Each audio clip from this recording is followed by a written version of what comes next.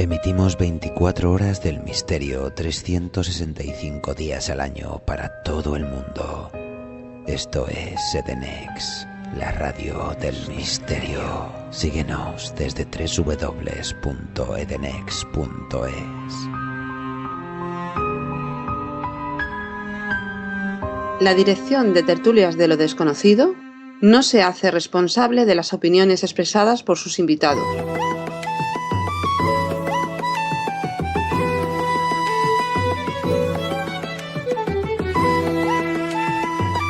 Comienza Tertulias de lo Desconocido. Dirige y presenta Pedro Manuel Girón.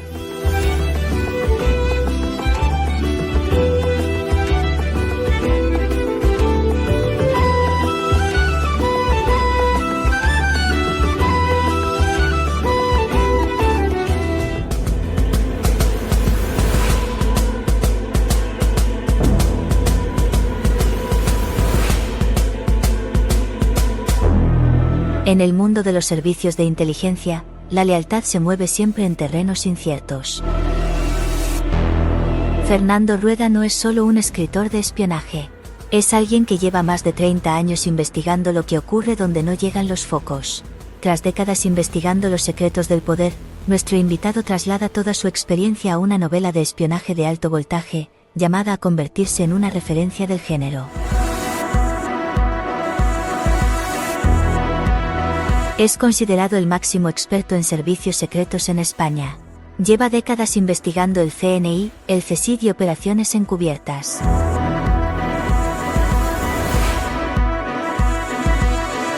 Hoy nos adentramos en ese territorio incierto, donde la verdad no siempre es lo que parece, donde un héroe puede ser llamado traidor, y donde una decisión tomada en silencio puede cambiar el destino de un país. Esta noche en Tertulia de lo Desconocido nos acompaña alguien que lleva décadas investigando los secretos del poder, los engranajes del espionaje y las sombras que se esconden tras la realidad oficial. Saludamos al autor de No me llames traidor, Fernando Rueda. Muy buenas, bienvenido. Hola Pedro, encantado de estar otra vez en tu programa. Sí, muchísimas gracias, lo comentamos ahí off the record. Petit Comité, yo creo que es la tercera ya. Bueno, es un periplo ya es un autor prolífico. Y aprovechamos bien, lo comentamos ahí fuera de micro, lo compartimos con los oyentes, si te parece. No es la primera novela que escribes, ¿verdad, Fernando? Sí, la verdad es que este es mi libro número 20, ¿no? Y en 20 libros, desde que hice en 1993 La Casa, que fue el que me facilitó poder escribir libros, porque al final cuando un libro tiene un éxito siempre te abre el camino. Desde entonces he escrito otras novelas sobre el lobo, sobre la guerra civil y tal, pero en realidad esta es la primera vez que la editorial HarperCollins apuesta abiertamente porque sea una novela. Es decir, es la primera vez, es curioso, que uno de mis libros, cuando la gente va al Corte Inglés, al FNAC, a la Casa del Libro, a una librería, digamos, que tiene mesas, lo ponen en las mesas de suspense, de thriller y tal. Desde ese punto de vista, sí es mi primera novela, aunque es verdad que he fabulado, siempre con una característica, o casi siempre con una característica, y es que me inspiro en hechos reales para contar una historia que la gente normalmente desconoce. Claro, aquí ya la imaginación se me dispara. A mí el primero, evidentemente, a los oyentes seguramente también, porque claro, inspirados en hechos reales, seguramente alguien está buscando algún paralelismo, alguna historia ocurrida aquí en España, o quién sabe si fuera de ella, servicios secretos, el Estado, un periodista. Fernando, yo creo que aquí se nos dispara un poco la imaginación, ¿no?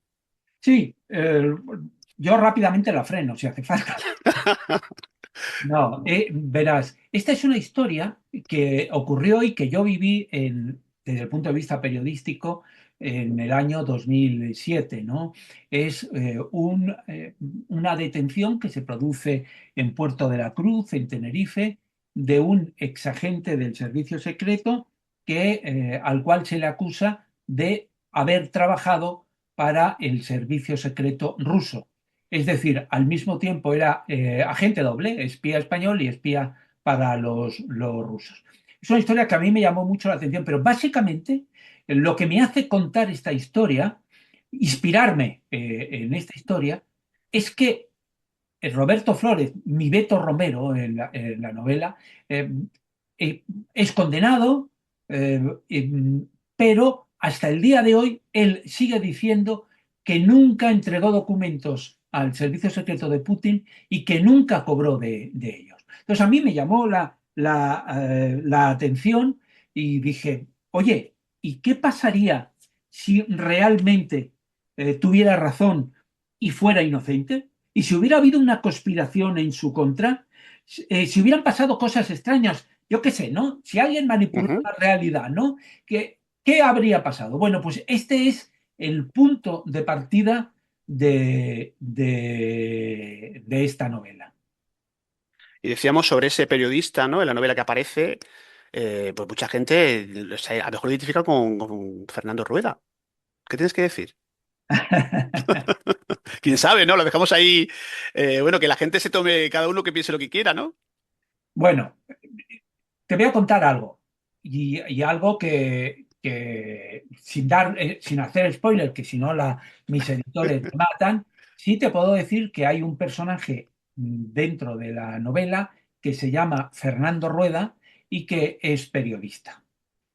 Esto dentro del género literario se llama autoficción, ¿no? Que es cuando el Sí. escritor se mete y hay un personaje que se llama igual que él, incluso que está en su mundo, ¿no?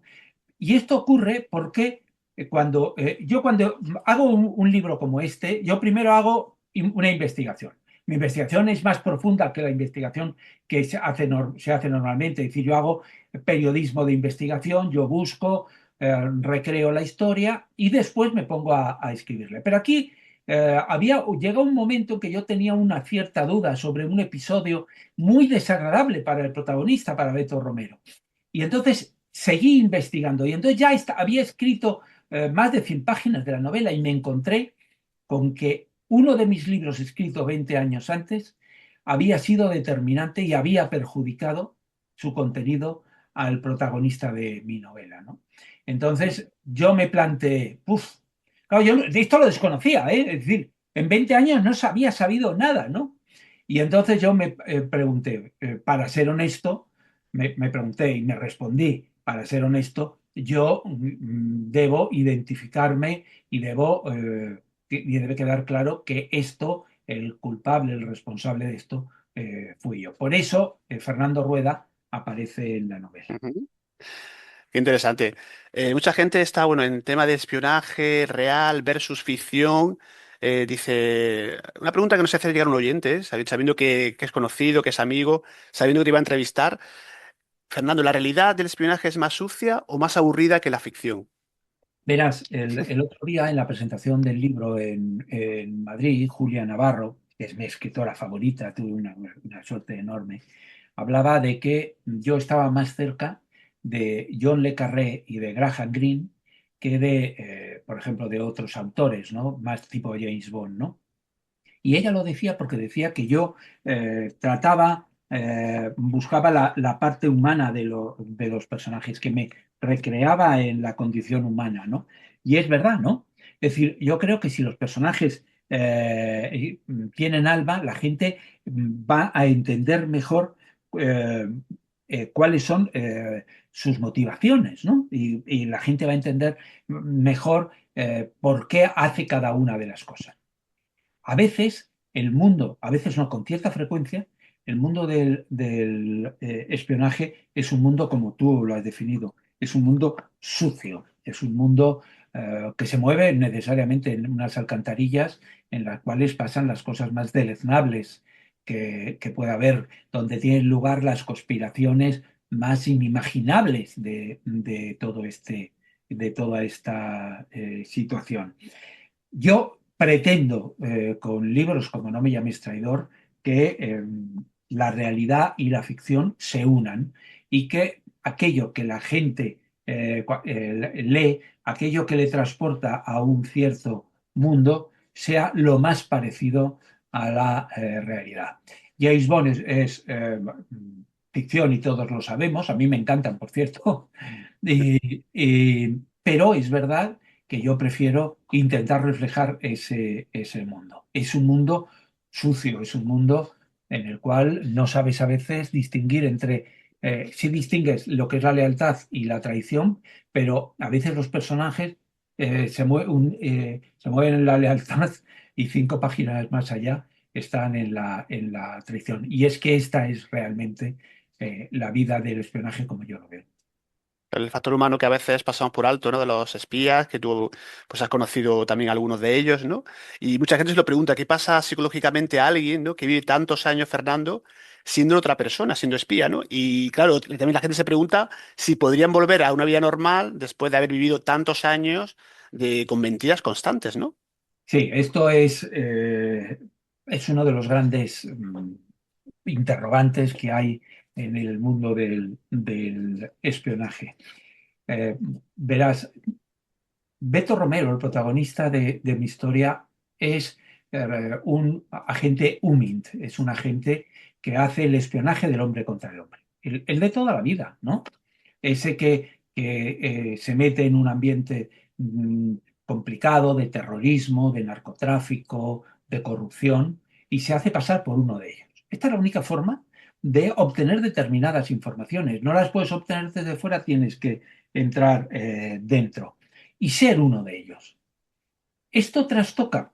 Yo creo que en el libro, y esta parte está, yo creo, es mi interpretación, pero está muy Ujú. claramente inspirada en la realidad, eh, cuando tú estás, como es el caso de Beto Romero, con alguien que hace una misión como que es la intermediación, bueno, no desvelo nada si digo que estar con un tipo que es un filósofo de que los conflictos hay que resolverlos mediante el acuerdo, mediante sentar a la gente a la mesa, etcétera, etcétera, al final te termina fascinando ese personaje.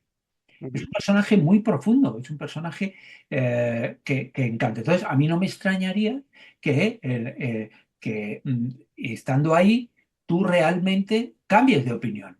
Quiero decir, tú puedes estar a favor del terrorismo y de acabar con el terrorismo mediante un camino que pueden ser las armas, y a lo mejor, no lo sé, cuando conoces otras vías, cuando conoces otros datos y te dan argumentos, pues realmente puedes llegar a cambiar de opinión. ¿Esto qué es lo que ocurre? Ocurre que los espías de este tipo, los que están en la calle, tal, bueno, pues al final tienen problemas de relaciones porque no tienen por qué pensar lo mismo que la gente con la que trabajan. Y esto lleva a una vida psicológica pues complicada, porque al volver a tu trabajo de antes a lo mejor te puedes encontrar con problemas, ¿no? Y luego, este tipo de personas, por seguir con el aspecto psicológico, Sí. es gente que necesita cariño. Yo, de acuerdo, hace años hablé con, con un, con un psicólogo que es muy amigo mío, que se llama Carlos Ramos, para tratar de entender esas personas que viven en un mundo que no es el suyo. Y estas personas están, él me lo decía claramente, quiero decir, lo digo por lo que está demostrado, ¿no? Realmente esas personas al final están afectadas. Esas personas tienen muy complicado volver al mundo, digamos al mundo real, por llamarlo de alguna forma, ¿no? Y además esas personas necesitan cariño y al mismo tiempo tienen una dependencia del jefe. Es decir, por su cabeza bullen un montón de problemas, un montón de cosas que les afectan. ¿Eh? Y a mi personaje, eh, mm, sin ninguna duda, igual que a la persona en la que está inspirada, yo estoy seguro que le afectó. Y que al final te afecta, porque es normal que te afecte, Claro. porque es muy complicado que la gente te entienda, porque eres tú el que está metido ahí, eres tú el que sufre las cosas. Y la gente te ve como, bueno, pues como un trabajo que estás haciendo, que lo haces muy bien o muy mal, pero sí, al final yo creo que quieras o no te afecta psicológicamente. Estás escuchando Tertulias de lo desconocido. Claro, ¿tú crees, Fernando, que el Estado acoge como debería ser, como debiera ser a las personas que han dedicado, pues, muchos de ellos toda su vida, ¿no? Los servicios secretos, ¿tú crees que luego se le da pues la categoría que realmente representa y ha representado? Mira, yo creo que dentro del Estado hay distintas instituciones. A mí me da la sensación que a veces la policía en estos temas tiene más corazón, es más humana que el servicio secreto. Me da la sensación de que el servicio secreto, que seguro que ha evolucionado en los últimos años, se ha preocupado menos de la salud mental de su gente. Desde hace tiempo lo intenta más, ¿vale? Pero Ujú. históricamente eso lo han hecho siempre. Pero fíjate, eso no es un fenómeno español, es un fenómeno en Estados Unidos. En Estados Unidos, el FBI se porta con sus infiltrados muchísimo mejor que la CIA. Fíjate, es curioso, igual que Mm. aquí, FBI, policía, aunque sea otra Sí. cosa, y CIA, espías, ¿no? Digamos, desde ese punto de vista, que el FBI también son espías. Se portan mejor, se portan mucho, mucho mejor. Bueno, no sé qué tendrá el mundo del espionaje, que como me decía un amigo espía, es una maquinaria fría que no entiende de sentimientos. Y en estas cosas se nota. Desgraciadamente, ¿no? ¿Tú crees que hay muchos Betos Romeros actualmente pululando por el mundo, intentando, pues evidentemente, sacar información importante, tal como está a nivel geopolítico, que siempre que hablo contigo, la cosa no ha mejorado, desgraciadamente. Si hablo contigo hace 10 años, 15 años, es prácticamente, y la cosa, incluso yo creo que, no sé si tiene la percepción que ha ido un poco a peor, Fernando, ¿cómo lo ves? Primero, Betos Romeros. Betos Sí, Romeros hay cientos. Ten en cuenta que ese es un trabajo del periodismo, perdón, del mundo del espionaje. Eh, claro. hay, hemos creído, pero no de ahora, sino desde hace muchos años, incluso antes, a finales del siglo pasado, ya la CIA empezó a decir que había que dedicar todas sus energías a satélites y a sistemas de espionaje técnicos, ¿no? Y Ujú. que mandar espías, que era un follón, ¿no? Porque si tú mandas un equipo a no sé dónde, los pillan, imagínate el lío diplomático que tienes, etcétera, etcétera, ¿no? Claro, ellos cambiaron de opinión, al menos parcialmente, cuando ocurrió el 11S, ¿no? Y se dieron cuenta que Bin Laden no llevaba teléfono móvil. Por lo tanto, no había forma de saber ni dónde estaba ni qué hacía. Y que mandaba los mensajes por una versión moderna de las palomas mensajeras, que era mandar a un tío o una tía que iban de un sitio a otro. No digo andando, pero vamos, casi, Prácticamente. prácticamente. Con lo cual, el espionaje del hombre contra el hombre sigue siendo básico. Por lo tanto, ahora mismo hay en España agentes Sumin ahí, pues montones, porque al final la forma de obtener información es con la gente. Eso por un lado. Ujú. El tema de la geopolítica es un tema realmente, bueno, en el cual estamos viendo el papel básico que está jugando el espionaje. Y además nos lo han dejado mucho más claro que cuando pudimos hablar la última vez o la anterior, que Sí, todavía sí. eso los gobernantes no nos lo dejaban claro. Ahora sí, ahora cuando se produce un ataque militar con aviones y todas estas cosas, ya hay un reconocimiento de que pueden, eh, como en la guerra de Irán, que atacan cientos de objetivos, es decir, lanzan cientos de bombas en objetivos muy puntuales y pueden hacerlo. ¿Por qué? Pues porque previamente ha habido un trabajo de espionaje en el cual han ido acumulando información y saben que el ayatolá Jamenei está a tal hora en tal sitio y que si bombardeamos a las 12:30 de la noche, cuando sea, lo matamos. Esto es una información de inteligencia, pero además Ujú. no de archivo de inteligencia, sino de archivo de inteligencia, por supuesto, y actualizado en el momento con alguien que está muy cerca de Jamenei y que dice, se puede disparar porque Jamenei sigue ahí. Y el ataque se produce porque hay una información de eso. Entonces, y hay 100 bombardeos en 100 edificios distintos porque van a matar a 6 científicos que saben perfectamente dónde están. Van a coger este edificio donde está, donde hacen no sé qué de armas nucleares. Quiero decir, todo es información de inteligencia. Claro. Por lo tanto, estamos asistiendo a una geopolítica eh, con ciertas variantes, ¿no? Eh, hay una guerra, pero hay una guerra en el cual bueno, la dirige o la lleva a cabo un tipo que se considera que él sabe más que nadie, que lo dirige desde un punto de vista económico y que coge a Maduro y presume en televisión de que ahora el petróleo de Venezuela es suyo, ¿no? Bueno, pues estamos asistiendo a una guerra en la geopolítica en la cual la moral que teníamos en Occidente antes de que éramos superiores moralmente a los enemigos, esa superioridad moral de que nosotros somos buenos y lo que pretendemos es la democracia, la igualdad y todas esas cosas, eso ha desaparecido. Y las guerras, bueno, pues siguen así, porque pues, claramente antes también lo eran, pero ahora ya abiertamente por intereses económicos. Sin duda. España, algo que también se pregunta la gente, Fernando, ¿estamos preparados a nivel de inteligencia para los conflictos actuales? Realmente, bueno, depende mucho del signo político del gobierno, da igual que gobierne, por ejemplo, PP, PSOE, ¿eso no cambia o sí hay un cambio sustancial? Pues mira, los espías ahora mismo españoles siguen manteniendo un nivel muy importante, ¿vale? Es decir, no ha cambiado, ha seguido actuando y han seguido obteniendo información. Ya sabes, esto ya lo hablamos las últimas veces.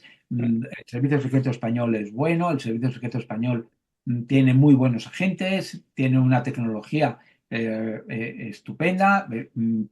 Contaba el caso, lo recuerdo simplemente por dar un ejemplo muy cortito.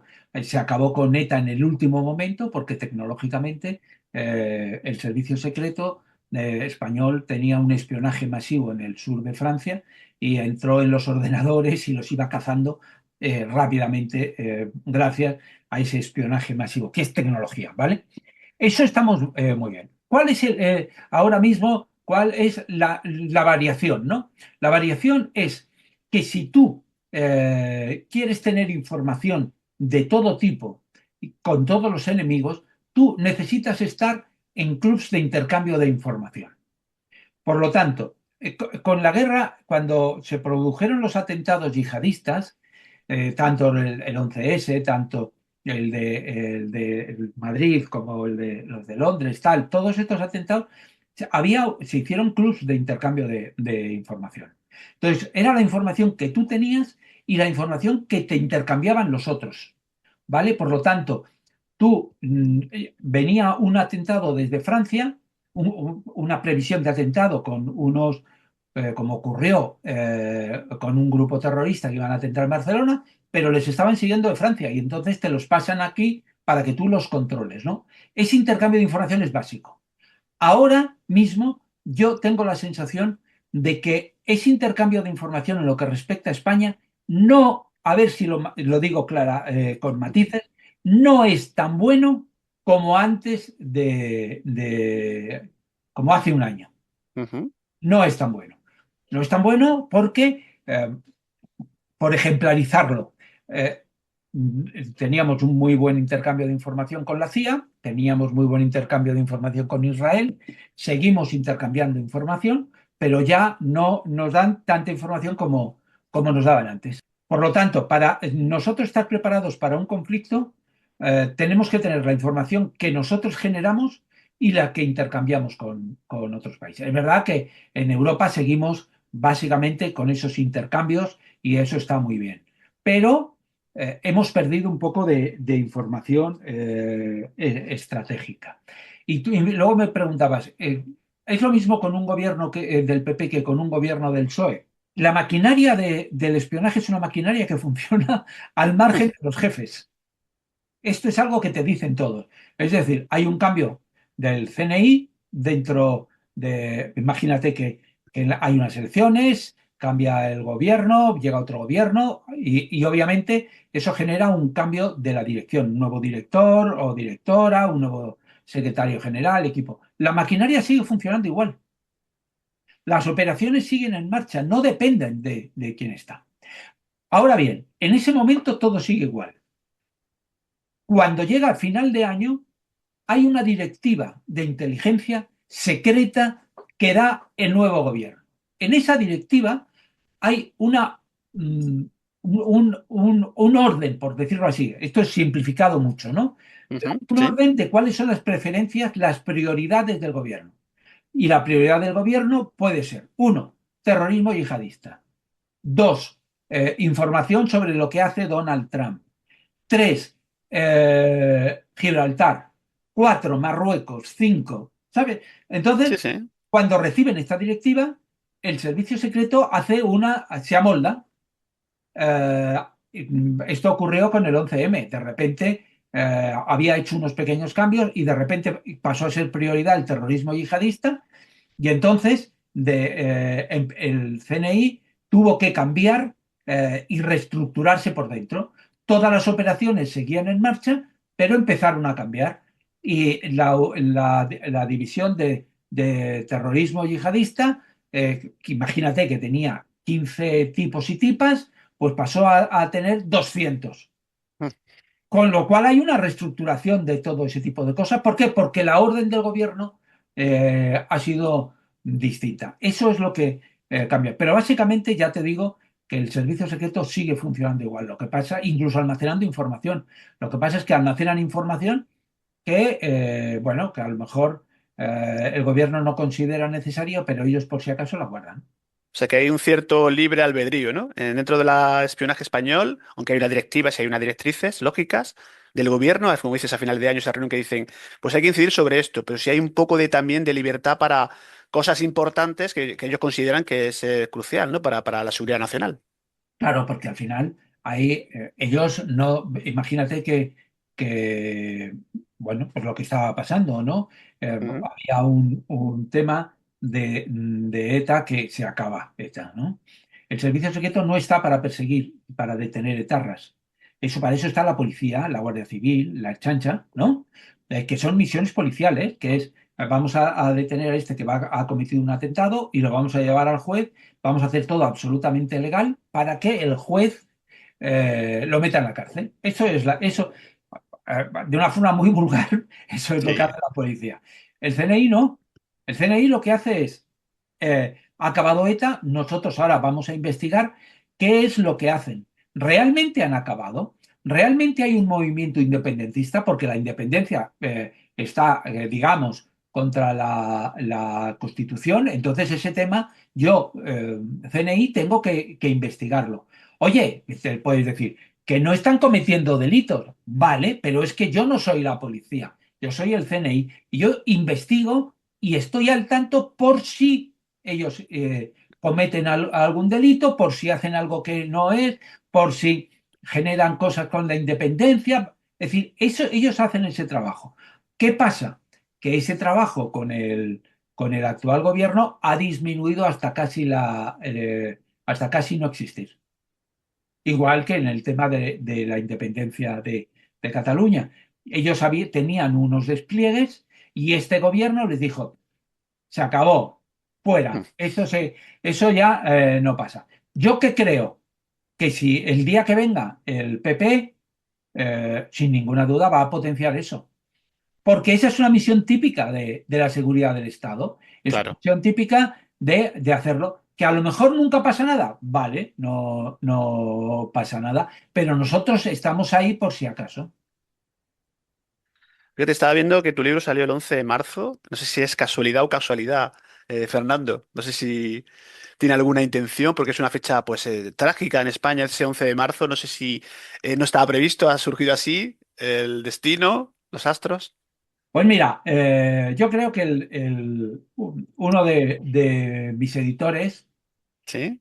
que habían, bueno, editor en jefe, digamos, habían leído el libro y había varias fechas que podía ser el 11, podía ser el 18, ¿no? Pero al leer el libro hay una clara referencia al 11M. El libro no va, el libro habla de ETA, de espionaje internacional, de caza de brujas para detectar espías, quiero decir, hay muchísimos temas de actualidad, del momento que están ahí. Y uno de ellos es el del 11M, ¿no? Entonces, ahí yo creo que hay una historia, que es una historia que son de estas que pasan de un gobierno a otro, ¿no? Ujú. El- que esto es una historia que va más allá del libro, que yo creo que esto sí que te lo puedo contar y es que el servicio secreto, esto es algo que yo he hablado, pero lo que pasa es que se nos olvida, por eso hay que recordarlo. El servicio secreto, 3 días antes del 11M, lanza una alerta a la policía diciéndole que han desaparecido una serie de sospechosos yihadistas y que se cree que tienen la intención de cometer un atentado. ¿Qué te parece? Tres Importantísimo, días información, antes, claro. Sí, sí. 3 días antes. Ahora bien, cuando se produce, hacen una alerta, pero cuando se produce el 11M, el gobierno les pide que hagan un informe que diga que ETA ha podido ser el El autor, sí. responsable. ¿Y qué ocurre? Que ellos hacen ese informe. Se distancian, pero dicen, ha podido ser ETA y ha podido ser el yihadismo. Coño, permíteme que diga. Sí, Pero si sí. habéis hecho un informe 3 días antes diciendo que hay un grupo peligroso que puede que alerta rápidamente localizarlo porque pueden cometer un atentado. Tremendo. Sí, Pero y te sí. voy a dar el final, otro dato, luego ya eso. Cuando llega el nuevo gobierno, cae el gobierno del PP, llega el gobierno del PSOE, ellos se convierten en mártires. Es que nos obligaron a decir eso, pero nosotros sabíamos que eran los yihadistas y tal. Bueno, el Sí. secreto siempre queda bien.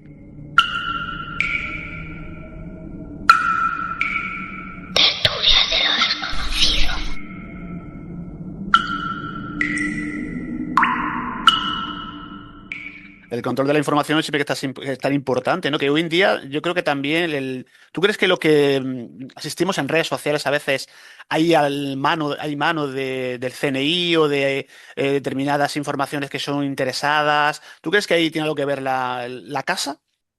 Vamos a ver, el servicio secreto en la casa no siempre dice que ellos no pueden opinar de los temas.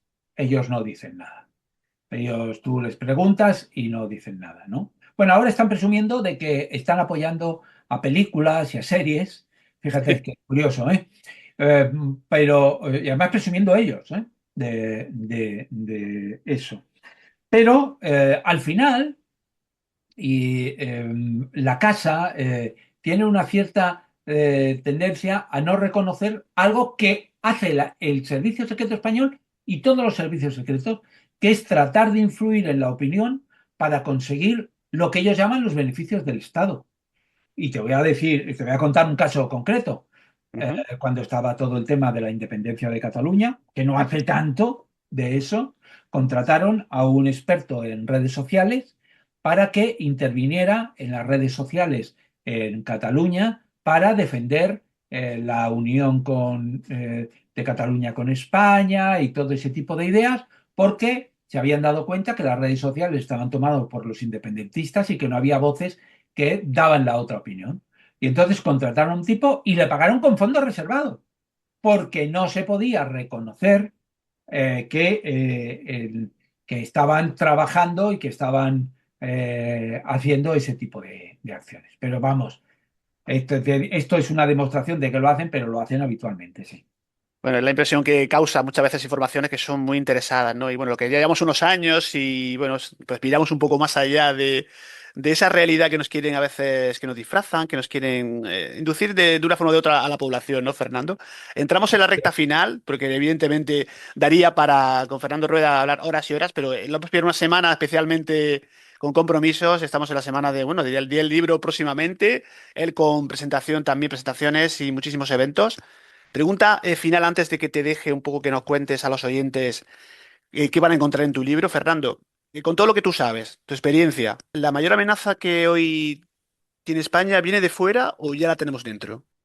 La, como Estado, la amenaza más importante ahora mismo yo creo que viene de fuera, ¿no? Es una, Ujú, España eh, se está descolocando de alguna forma en la posición en la que estaba. Y entonces, bueno, pues el servicio secreto que no solamente avisa de guerras o de terrorismo, sino también avisa de situaciones que pueden surgir, ¿no? Entonces, yo imagino al servicio secreto ahora muy alerta sobre lo que pueden hacer Estados Unidos, lo que puede hacer Israel, lo que pueden hacer una serie de países, Marruecos, ahora que está ayudado por Estados Unidos. Es decir, en ese nuevo panorama, tener información interpretada, tener información exclusiva, yo creo que es, digamos, una nueva prioridad que hace no mucho tiempo no había, ¿no? Mm, Luego seguimos con las mismas amenazas de que es el terrorismo yihadista, que de alguna forma los temas económicos, es decir, que las amenazas más o menos están ahí, ¿no? Pero esa nueva amenaza, yo lo llamo amenaza, ¿no? Pero ujú. digamos que es una nueva alerta, ¿no? Pero bajo el suflé independentista, y aquí en España, pues no se ve de momento, ¿no? Que vuelva a surgir el conflicto catalán. Te hablo aquí de Barcelona concretamente, o del tema vasco, que bueno, que parece ser que a nivel conflicto, ETA, bueno, pues otro día podríamos hablar de cómo se cerró aquello y si realmente se cerró en condiciones o se hizo bien, se hizo mal. Daría para otro programa, ¿no? Pero claro, hay amenazas que yo creo que mucha gente está, bueno, el otro día escuchamos al coronel Baños y había otros evidentemente personas no expertas en geopolítica, en la cual te incluyo, que siempre alertan un poco del tema de Marruecos, ¿no? Que ahora con el apoyo de Estados Unidos, y claro, llevarse mal con Estados Unidos, llevarse mal con Israel, todo este tipo de cosas tiene consecuencias, ¿no? Claro, sobre todo porque Marruecos ya hace tiempo que cambió la dirección de su geopolítica, ¿no? Marruecos ha reconocido a Israel, Marruecos tiene unas buenísimas relaciones con Israel, Marruecos hace intercambio de muchos productos técnicos con Israel, está apoyado por Estados Unidos y tal. Y bueno, pues al final ese tipo de cosas siempre juega a su favor, ¿no? Por eso te decía que las amenazas siguen siendo las mismas, ¿no? Ujú. Lo que pasa es que hay factores nuevos, ¿no? En el tema de Israel, perdón, en el tema de Marruecos, pues ahora juega que por fastidiar a España, pues al menos durante un tiempo, van a estar apoyando a Marruecos, tanto Israel como Estados Unidos, que Estados Unidos puede, yo qué sé, intentar lo que sea, no digo invadirnos como ni secuestrar a Pedro Sánchez, pero No, se habla de las bases, ¿no? De que podrían llevarse las bases fuera de España, ¿no?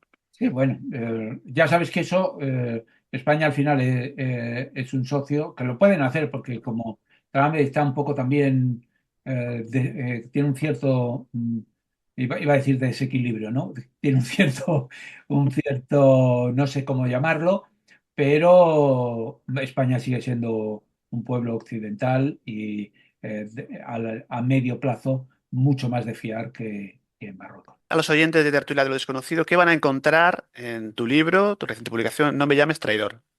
Pues mira, No me llames traidor es una novela sobre a ver cómo la defino, apasionante, o al menos para mí, controvertida y desconocida historia del único agente doble del espionaje español que se vendió a los rusos y además fue condenado por ellos, ¿no? A partir de ahí, mi planteamiento de la novela es, ¿y si tuviera razón y fuera inocente? A partir de ahí es un libro es un thriller total. Lo que pasa es que una parte está narrada según la versión que podría haber utilizado, haber defendido el supuesto agente doble. Otra parte es la versión del el servicio secreto que se encuentra con que tiene un topo que está vendiendo los secretos más tremendos del servicio y del país.